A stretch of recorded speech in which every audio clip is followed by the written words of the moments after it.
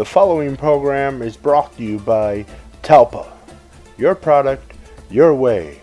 And now, from the Sapphire Communications Center here in beautiful Southwest Florida, it is time for Ramblin' Ryan Radio. Hey Rhinos, happy Saturday night, April 7th, 2018. I am, of course, Ramblin' Ryan. And before we get started tonight, I just want to apologize for the last couple weeks in my absence, Rhinos. I hope you're still a part of the crash. 2 weeks ago, I had a really fucking bad cold, and then last week, Easter, I want to give all my Rhinos a chance to celebrate that holiday with all their family and friends. So tonight originally was scheduled to be, 2 weeks ago, I should say, was originally scheduled to be part 2 of Pussification in America. That will be moved to next Saturday, April 14th, because tonight, as always planned, is a special Wrestlemania edition of Ramblin' Ryan Radio, and I do want to wish you a happy Wrestlemania weekend.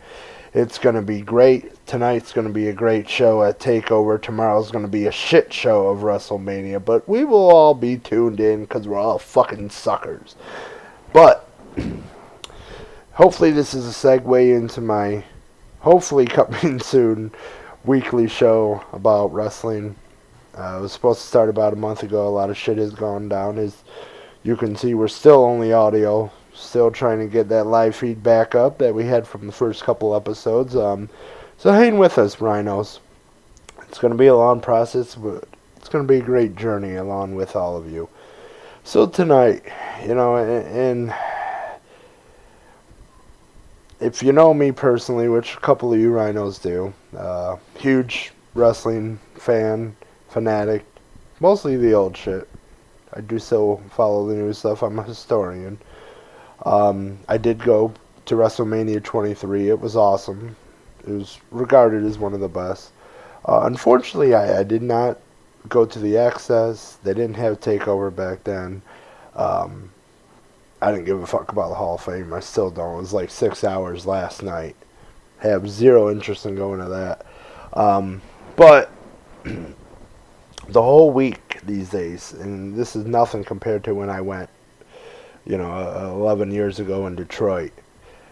It's a whole fucking week. I mean, shows started on Thursday, and Thursday and Friday I was listening to shows and shit. Thursday and Friday, whether it was Progress or WWN or Evolve, you name it. It was all there, so it's a whole week. It's the Super Bowl of wrestling, and we're all stoked, all us nerds, most of them virgins, not myself. I have 2 kids, but it's a great week. And unfortunately, tomorrow's going to be a shit show. It's just, that's what's going to happen.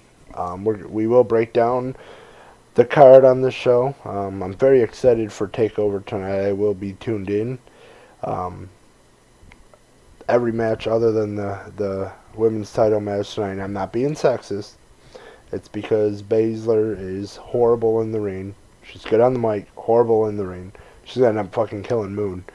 Other than that, all the other matches could be 4+ stars. I'm not talking Meltzer stars because it's not going to be in the Tokyo Dome.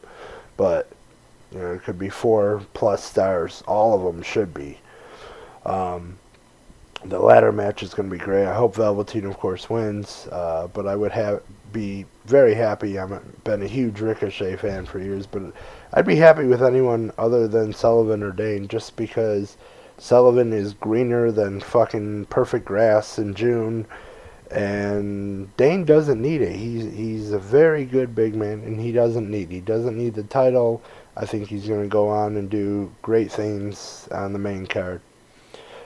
But before I get into tomorrow's card, and it's going to take a while because it's such a clusterfuck, I want to go back, just a brief history on WrestleMania. If you look back the first, even 10 WrestleManias, there was a lot of matches, which means a lot of them were short. I think WrestleMania 6 had like fucking 15 matches. A lot of them were short, but a lot of them, most of them, told a quick story. You know, you watch and you're like, that's actually a fitting way. This is totally random, but let's go back to WrestleMania 6. Akeem and the Big Boss Man, hugely over, got a huge push, feuded for almost a year with the Mega Powers, of course, Macho Man and the Hulkster brother. But you go to WrestleMania 6. Akeem pays the $1 million man, the sneak attack boss man. Gets some offense. Boss man turns it around, hits his finisher for the win. That was a perfectly told story, and I think it was like a 4-minute match. You know, you go to WrestleMania 3 when Brutus turned face, when Roddy Piper beat Adrian Adonis in the hair match. It told the story. Even fucking Jake the Snake and Martel, the blindfold match at WrestleMania 7, even told the story. Because the whole perfume or cologne or whatever the fuck it was blinded them. Even that shit told the story. These days, they can go 20 fucking minutes and they're not telling a story. And this is more outside of WWE than it is inside, but I'm using them as an example because it's WrestleMania weekend. In my opinion, they care more about stars than the story. I know that's, you know, crazy for the IWC, the here. But me personally, I'd rather watch a match that tells a story than a 5-star match. Yeah, 5-star matches are great. But there's so many 3.5, 4-star matches here, like, oh, no, that's good. Certain matches tell stories. Tonight, Gargano and Ciampa, that's going to tell a story. Ciampa, for my, you know who you are. That's going to tell a story. It's not going to be a 5-star classic. It might be 5 stars, but it's not going to be a wrestling classic. It's going to tell a fucking story. You can bitch and moan about the GOAT all you want, and of course I'm referring to Uncle T, Hulk Hogan himself. He is the greatest of all time, by the way. You can say how bad he was in the ring. He was not a good performer. He was a great seller. He was great on promos. He was great on his comeback. And he had the look. But he told a story. He came back. He used the Hulkamaniac's energy, Hulkamaniac's power. You know, hawked up, big boot, leg drop, 1, 2, 3, boom. He told a fucking story. With everyone, with fucking King Khan and Kamala, Andre, and I'm sorry, God rest Andre's soul, but he couldn't fucking wrestle for shit, but he could tell a story. The Giant, no one could overcome him. They told a fucking story. These days they don't tell stories. You look at the match card, for tomorrow, I'm talking about Mania 34 here, I know I'm kind of jumping around, but you look at this match card, other than maybe Bryan and Shane against Owens and Zayn, you could tell a story with that match. You know, especially was what some of the dirt sheets are saying. I'm not going to say those because if you don't want to know, I'm not going to spoil them for you. Other than that, I don't see what's going to tell a story. Lesnar, I think, is going to mail it in, just like Mania 20. You know, it's going to be a shit show, like with him and Goldberg, and I think it's going to be a fucking clusterfuck tomorrow. But more on that when we come back. Ramblin' Ryan Radio. We'll be back right after this. Hello! Do you like stomach aches? Do you feel like death? Well, if so, come to Peter T's Stomach Ache Island Family Restaurant, where we got deep fried butter, week-old chicken, and moldy vegetables. Come on down and enjoy the pain.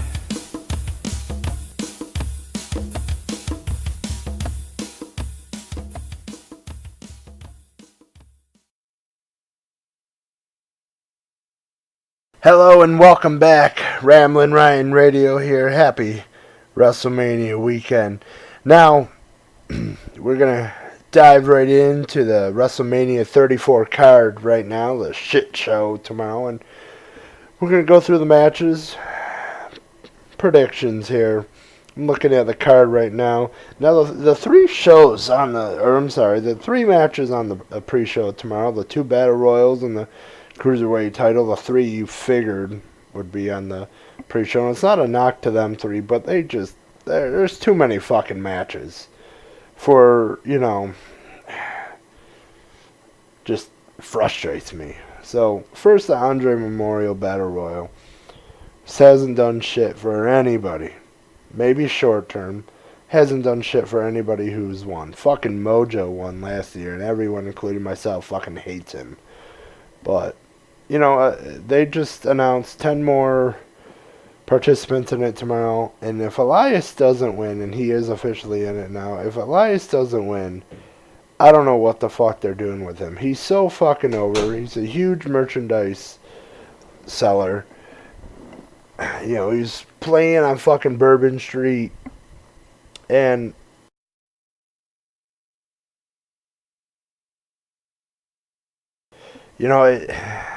I'm a huge fan of him.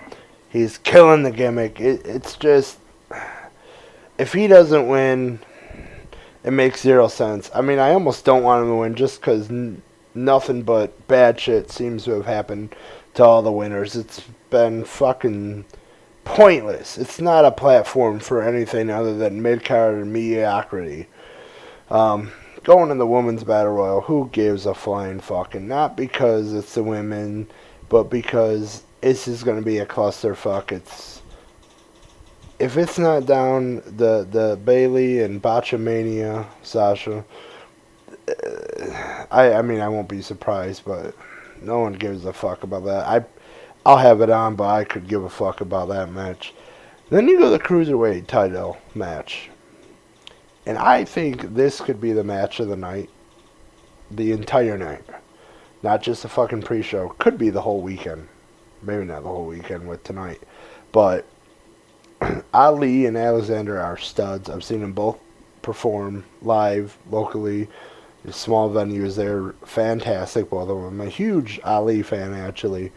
And I would love to see him win the title. I think it's going to be Alexander, but they both are just extremely, extremely talented. I think it's going to be a fucking great match.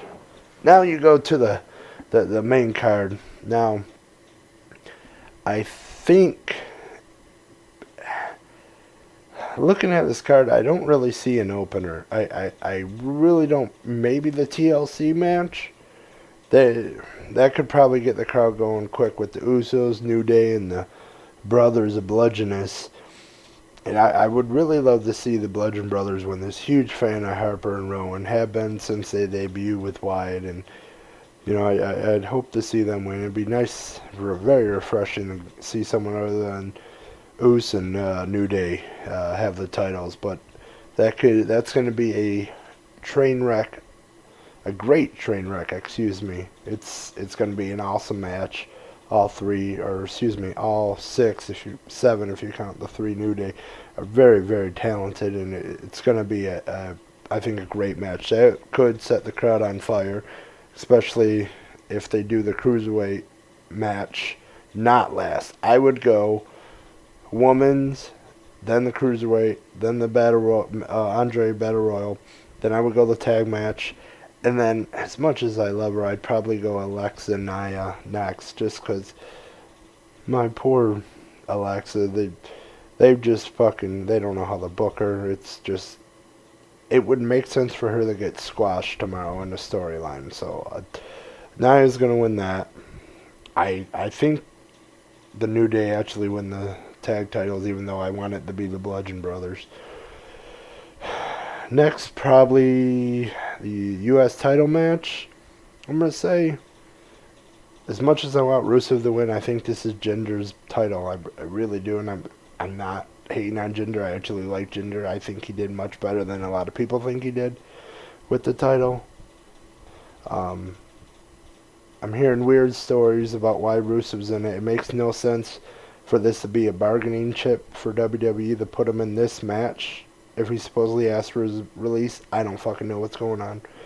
I tend to think he did not ask for his release with all the merch money and the Total Diva money and his wife working there. But so I think Jinder wins that. They're not going to hinder Jinder at WrestleMania. Then you go to the other tag match. You got the Bar and one of my favorites, Braun here. I don't know what the fuck they're doing with him. I have no idea who his tag team partner is. I've heard so many different names. For some reason, Mysterio keeps coming up. Makes absolute no fucking sense for it to be him. Some people are saying Kane. That would be so annoying. Even though it would actually make some sense. I would fucking despise that move. I don't know who it's going to be. For some fucking weird reason, and this is wishful thinking, because if you know me, you know how I'm obsessed with him. But some weird feeling, and this has actually been reported as a rumor, that somehow Hulkamania is going to be running wild as a tag champ. Don't ask me how or why, but that's honest to God what I think is going to happen. I really do. Now you go up to the marquee matches of this. First you got the triple threat for the Intercontinental title. I think it's going to be Baylor. As much as I love The Miz, he needs to be on bigger and better things than this. I think it's going to be Baylor. Hopefully Rollins turns and they do a feud with them two for the IC title. Rollins, as great as he is terrible as a face. That's just my opinion, but I have a lot of facts to back that up. Now you go to the last four matches here. You got the mixed tag match. I'm not going to say much about that because the storyline is horrible. There is no feud. There is no feud. I am letting Rousey come in with an open mind. I'm not going to hate on her. She's busting her ass to get here. You know, she's not getting the title match right off the bat. She's not getting it handed to her, like they're saying in the storyline, but she's not. I'm going to see how bad she really is in the ring. I think she might surprise some people because the bar's pretty fucking low. But I feel like she's still very green. And I hope they give her an easy finisher, like her armbar. I know it's very popular these days, especially with the women, but she doesn't need to do a fucking Samoan drop as her finisher. She almost killed Stephanie when she did. So, it makes zero sense for Rousey to lose, even if Angle takes the pin. Makes zero sense. Makes all the sense in the world for Rousey to pin Stephanie, but who the fuck knows? Road Dogg could be booking it for all we fucking know. Then you go to the two title matches. The one that should be main eventing is Styles and Nakamura, because you're going to get 4.5 to 5 stars if they give them time and if the chains are taken off. Now, this match is not rumored, the main event. Either Lesnar Reigns or the mixed tag match are rumored the main event. So this one's probably going to be down the card at some point. I